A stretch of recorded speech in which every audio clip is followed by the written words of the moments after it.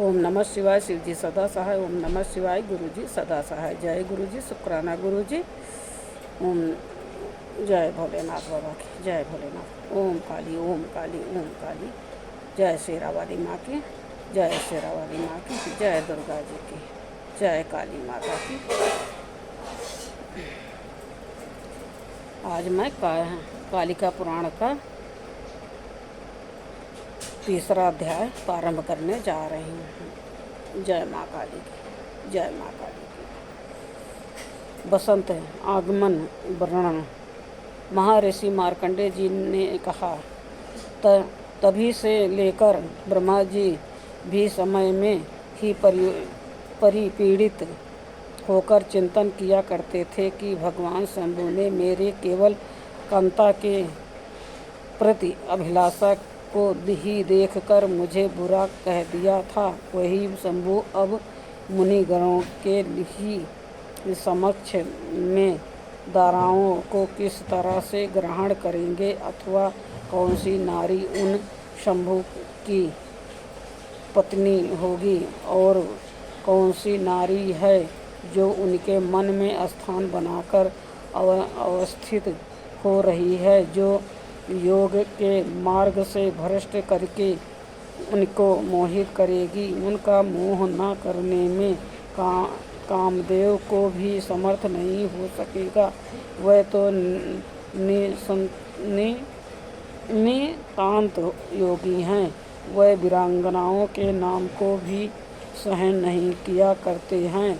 मध्य और अंत में सृष्टि होती है, उनका वध अन्य करीत नहीं है, अर्थात अन्य किसी के भी द्वारा नहीं किया जा सकता है। इस भूमंडल में कोई ऐसे होंगे जो महान बलवान मेरे द्वारा बद्ध हुए।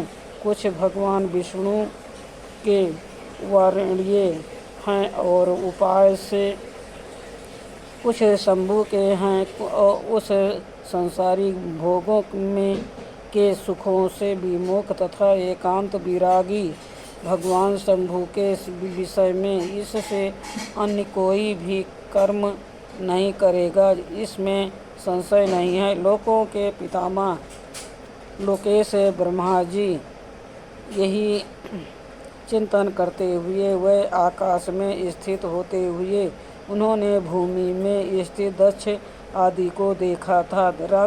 रति के साथ मोह से समवंत कामदेव को देखकर ब्रह्मा जी फिर वहां पर गए और कामदेव को सत्वना देते हुए उससे बोले, हे मनोभाव अर्थात कामदेव, आप इस अपनी सहचरणी पत्नी रति के साथ में शोभायमान हो रहे हैं और ये भी आपके साथ संयुक्त होकर अत्यधिक शोभित हो रही हैं।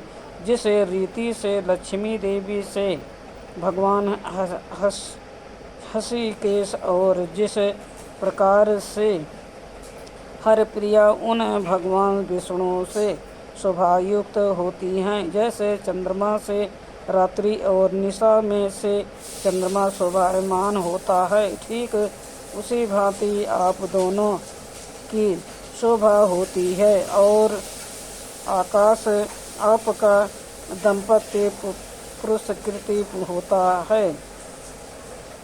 अतएव आप जगत के केतु हैं और विश्व केतु हो जाएंगे। ये हे वत्स, अब तुम इस समस्त जगत के हित संपादित करने के लिए पिनाकधारी भगवान शंभु को मोहित कर दो, जिससे सुख के मन वाले भगवान शंभु द्वारा का परिग्रहण कर लेवे।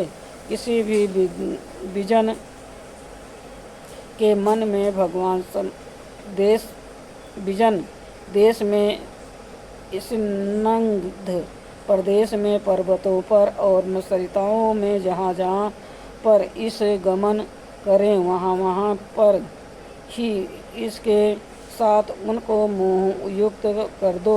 इस वनिता से विमुख भगवान हर को जो कि पूर्णतया संयत आत्मा वाले हैं, मोहित कर दो।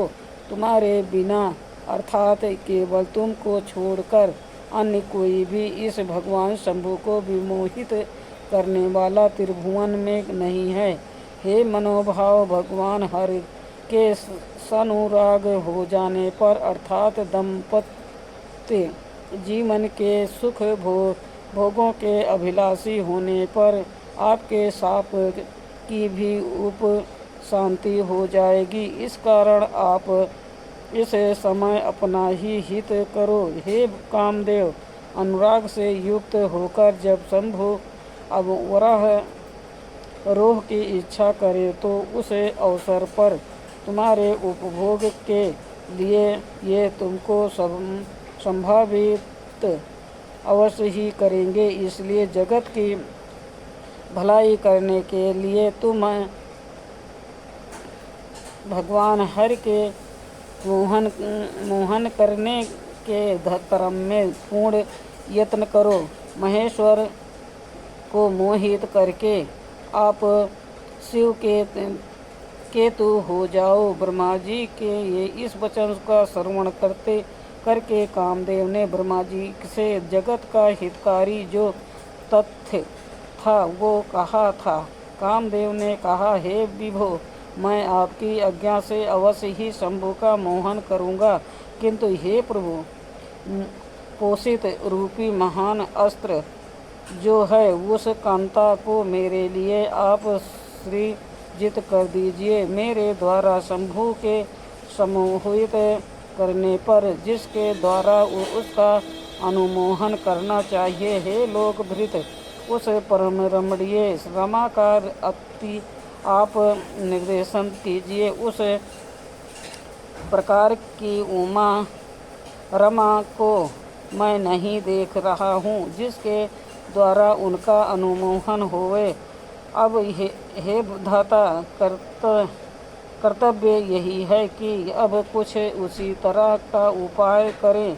मार्कंडेय मुनि ने कहा, कामदेव के इस प्रकार कहने पर लोकों के पितामह ब्रह्मा जी ने यही चिंता की थी कि मुझे ऐसी सम्मोहिनी पोषा नारी उत्पन्न करनी चाहिए।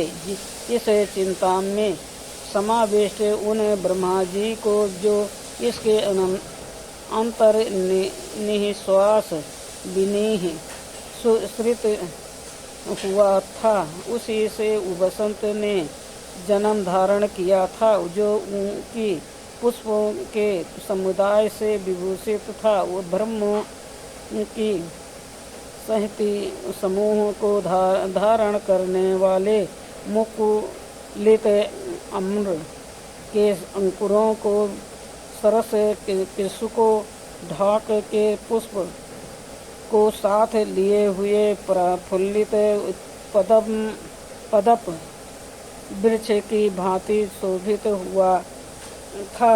उसी बसंत की स्वरूप शोभा का वर्णन करते हुए कहा जाता है कि वो रक्त कमल के सदृश था तथा विकसित तम्र रस के समान उसके नेत्र थे। संध्या की बेला में उदीयमान अखंड चंद्रमा के समान उसके नेत्र थे। संध्या उसका मुख था और उसकी पर सुंदर नासिका थी। शंख के सदृश शरणों के औरत वाला था तथा श्याम वर्ण के कुच्छित घुंघराले केशों से शोभित था। संध्या के समय वह मैं अंशु माली के तुल्य दोनों कुंडलों से विभूषित था। उसकी गति मद मस्त हाथी के समान थी और उसका वक्ष स्थल विस्तृणीय था तथा तीन स्थूल और अयत भुजाओं से संयुक्त तथा योम उसके दोनों कारों का जोड़ा अतीव कठोर था। उसके उरु कटी और जंघाएं सुवृत अर्थात सुडौल थे। उसकी ग्रीवा कम्बू के तुल्य थी एवं उसकी नासिका उन्नत थी। वो गूढ़ शास्त्रों वाला स्थूल वक्ष स्थल से युक्त था। इस रीति से समस्त लक्षणों से वो सर्वांग संपूर्ण था। उसके अनंतर उस प्रकार के संपूर्ण कुसुमाकर वसंत के समुपत्र हो जाने पर सुगंध से संयुक्त वायु वाहन करने लगी और सभी वृक्ष पुष्पत हो गए थे। कोयले मधुर स्वरों से संवित होती हुई सैकड़ों बार पश्चिम स्वर में बोलने लगी थी। विकसित कमलों वाली सरोवरें पुष्करों से युक्त हो गई थी। इसके अंतर हिरण्यगर्भ अर्थात ब्रह्मा जी उस प्रकार के अति उत्तम उसको समर्पण हुआ देखकर कामदेव से मधुर वचन बोले, हे कामदेव, यह आपका मित्र उत्पन्न होकर समूह उपस्थित है, जो कि सर्वदा ही अनुकूलता का व्यवहार करेगा। जिस रीति से अग्नि का मित्र वायु है, जो उसका सभी जगह पर उपकार किया करता है, उसी भांति यह आपका मित्र है, जो सदा ही आपका ही अनुगमन करेगा। वसति के अंत का हेतु होने से ही ये बसंत नाम वाला होएगा।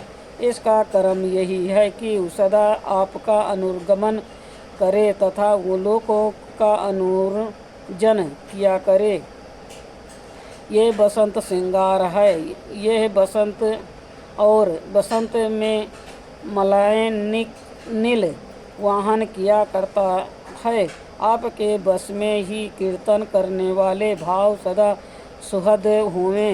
विओक आदि हाथ तथा 64 कलाएं जिस प्रकार से आपके सुहद हैं, वैसे ही रति देवी के भी सौहृद भाव को करेंगे। हे कामदेव, अब आप इन सहचरों के साथ, जिनमें बसंत प्रधान हैं और तुम्हारे ही उपयुक्त परिवार स्वरूपा इस सहचारिणी रति के साथ मिलकर अब महादेव को मोहित करो और सनातनी सृष्टि की रति के साथ सृष्टि की रचना कर डालो। इन समस्त सहचारों के साथ जो इष्ट हो उसी देश में चले जाओ। मैं उसको भावित करूँगा जो हरि को मोहित कर देगी। इस रीति से सुरों में सबसे बड़े ब्रह्मा जी के